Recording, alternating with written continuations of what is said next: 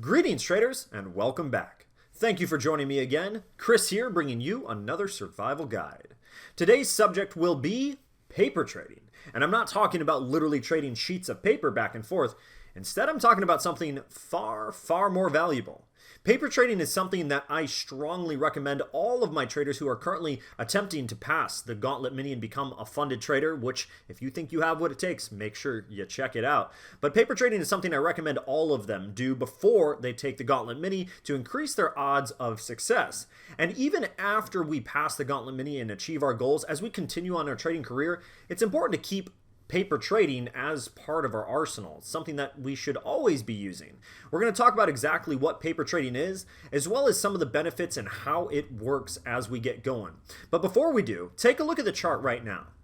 Does anything seem out of ordinary in comparison to the charts I'm regularly showing? There is one key defining difference right now, and you may not even see it. The fact is, this is actually switched over to my simulation account. That means I can execute positions on the chart right now with the real price of the E-mini S&P 500, just like I would with real money, but I stand to lose absolutely nothing. Only play money. So without further ado, let's dive on into it. Paper trading itself has been around longer than the advent of our beautiful blessing of internet-based trading. The idea was, if a trader was interested in trading a stock, what they could do is write down on a sheet of paper that they were interested in, say, purchasing a share of, say, Coca-Cola at a price of, hypothetically, say, $10. And then at the end of the day, they could take that share price and compare it to where the market actually went, and they would have an idea if they were successful with their speculation about where the market would go, or if they weren't. So by the process of literally using paper, they were able to give themselves practice without any risk. But in today's day and age, we are blessed with technology that allows us to literally do the execution process in the same exact manner that we would with real money, but instead, we aren't using real money at all. The fact that paper trading allows us to experience trading without risking a single penny is extremely powerful. It's giving us a very good, healthy ratio where we can gain knowledge without the risk of financial burden or potential despair should we do something wrong during our learning curve process.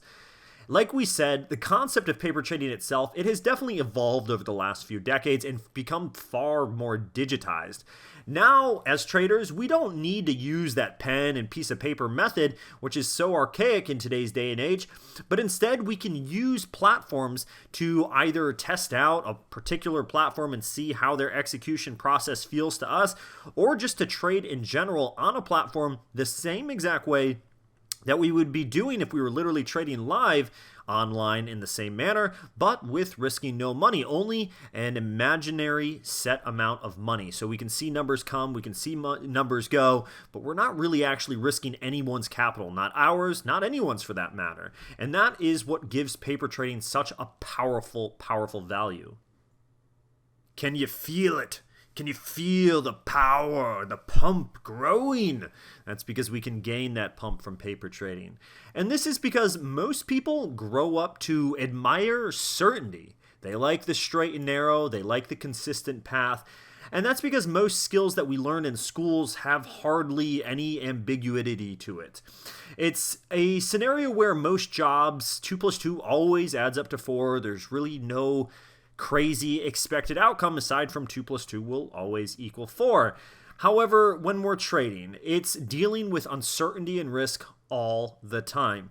Professional traders who come from a finance background are often trained to quantify uncertainty, most retail traders do not have any clue about how to deal with the stress that is part of the parcel of dealing with the risks of being a day trader, which is quite odd indeed.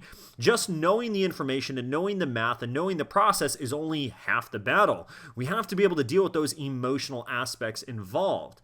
When we use a paper trading account, what does it do for us? It allows us to continuously expose ourselves and kind of desensitize ourselves to the uncertainty and the risks that we might have an aversion to being around, things that might scare us. Yet when we use that paper trading account over time, It becomes normal to see large numbers going and coming and going and coming and not be overly scared or emotionally biased as a result of those large numbers that we're seeing going. We can use that paper trading account to explore our comfort zone, and we can then in turn become confident in our ability to trade, and it can help us become profitable in the long run. That is the idea, and one of the beautiful aspects about paper trading is that confident boosting quality that it can give us as we use it over time. There are a great number of benefits that can be associated with a paper trading account, but the ones that I really want to focus on that we're already talking about are ones like this, where we can expose ourselves with a paper trading account to a wider comfort zone. That's the idea that gives us the ability to go into uncharted waters without that uncertainty or risk that is there, that kind of like we were already talking about. An example of this would be if we were to say that we had a strategy that was treating us well, but we weren't getting a lot of trades from it. So say we were used to looking at weekly charts and we had a strategy that employed a 200 period moving average and a 50 period moving average, and we were doing something along the lines of swing trading on a higher time frame, which wasn't providing us a large number of trades. Now, there's no obligation to trade more, and as a matter of fact, a lot of traders will say the less you trade, the better you are, but the fact of the matter is there is such a thing as trading so little that we're really not finding a great opportunity to increase our profitability potential. So say we wanted some more trading opportunities and we wanted to go about catering this strategy that we're already using and seeing how it would do on a shorter time frame with the smaller moving averages that would probably be, correlated to it without risking any financial capital, any real capital. So we could do that with the paper trading account. We could take this rule set and experiment. We could drop down, instead of a weekly chart, we could drop down to say maybe a 6-hour chart, and that would be a pretty big step coming from a weekly chart. And instead of a 200 and a 50, maybe we take a look at, say, a 50 coming along here and maybe a 20. You're just giving us some ideas here. Well, we can employ the same process that we were doing over here on the higher time frame, and it may or may not work because it is in turn a different time frame, but it gives us the ability to find out if it is going to work without risking anything. So it lets us explore our comfort zone. Also, something else that paper trading does is it can help us earn the confidence we need to deal with the stress while we are trading with that paper money instead of the live funds. So this is something that is very real. I see traders all the time struggle with dealing with the emotional triggers that are associated with live money. Trading with the paper money account can help us get used to seeing large numbers come and go, like we discussed, without us feeling so emotionally connected to it, which can in turn hurt our trading. And also, we can test our strategy to see if it's viable on the market, which is somewhat similar in nature to what we were talking about up here, but this is just the idea of using any old strategy, not scaling it down. Up here we were talking about using it to scale down, something scaling down to a smaller size so we can get more trading opportunities potentially. Down here we're talking about formulating a fresh strategy, which is something that we absolutely can do with the trading strategy, where we can, see what this rule set does when we apply it to the actual markets. The idea that we can match our paper trading account to the size of the account that we currently trade with live, or we plan to trade with live if we are a new trader, is one that should definitely not be taken lightly, because it can be both a positive and a negative, and we're going to talk about both of those. So if we were to trade with a paper trading account of, say, $100,000, there's a couple things that would start happening if we just went down the textbook definition of how to trade, where we were using tight money management and never risking more than 1% of our account at a time.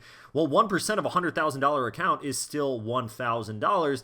So we still have the ability to make quite a large amount of money with relatively low percentage risk.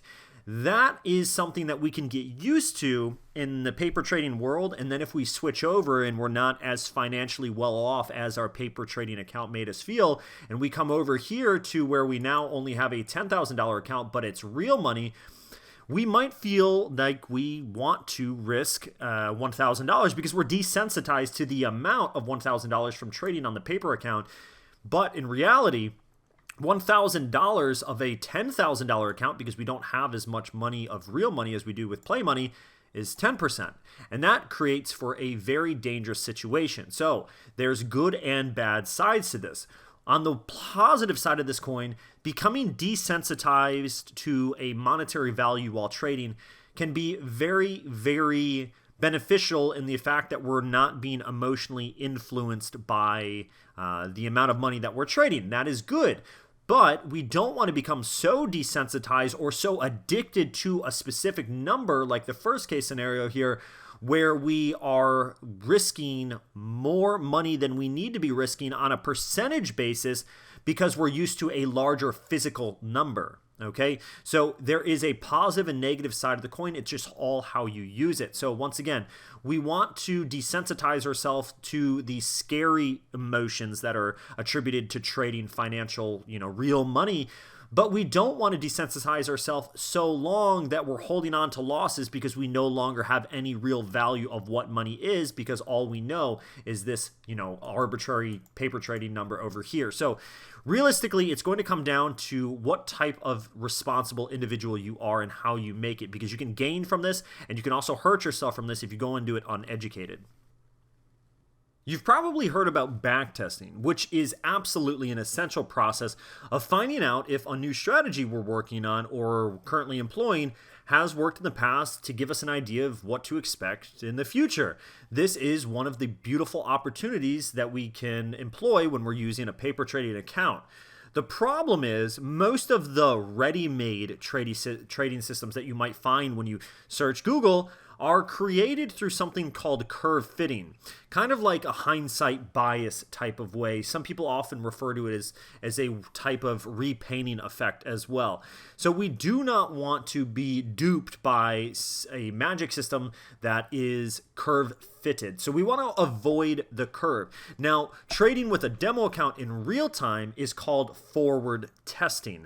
This is the process of employing an active strategy that we want to use, but we're doing it with real market data instead of going backwards and seeing how it would have done, which is arguably the most valuable research information that we can do for any strategy. It's called forward testing.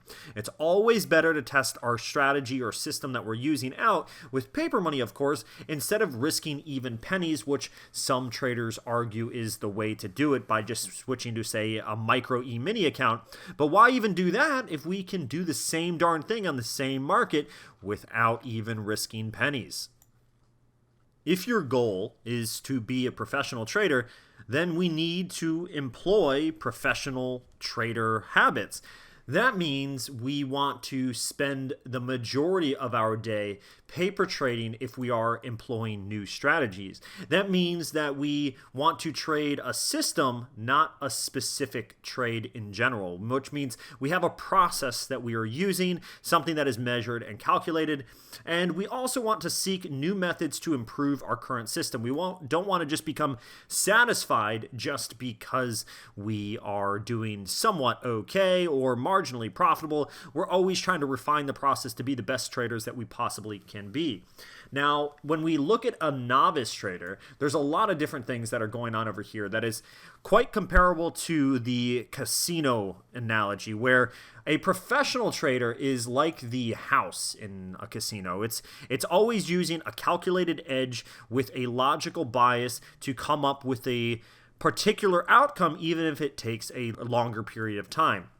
The novice trader, on the other hand, is more like the gambler at the casino who is coming in to give money to the professional trader because they are coming in to make money in a very fast process. They're not doing anything with any sense of real rigidity to it, and they can't wait to start trading live, and they just dive right into it. They don't bother using a paper trading account to experiment with any new strategies.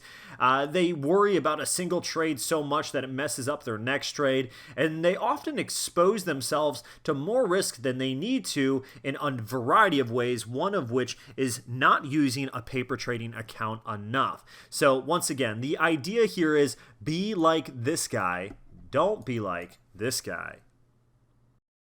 In conclusion, paper trading accounts and live trading accounts are best when coupled together. We can't be purely a paper trader because if we want to be a professional trader, Who's heard of a professional demo trader? That sounds ridiculous. And if we want to be a professional trader, we also don't want to go about that process through the costly experimental with real cash process that many traders do, unfortunately, because it's going to potentially bankrupt us before we gain enough knowledge to actually be able to produce the results that we want to produce. So both of them are very, very valuable in their own rights. It's all too often that I hear traders say that because a paper trading account is like 98% of a live trading account, they don't want to use it because of that final 2% of difference, that psychological attachment to the real money value that a live account draws. They feel that because the paper trading account doesn't provide that the paper trading account is in essence completely useless. And that to me is just ridiculous. There is value to be had there. Even if it isn't exactly the same, there is still plenty that can be taken away, just like we talked about. I appreciate all of you joining me again for this discussion on paper trading. Please make sure you click the like and subscribe button below. And if you get real good at your paper trading skills, please make sure you check out the Gauntlet Mini, because I need more traders by my side. Thank you, everybody. I'll see you soon.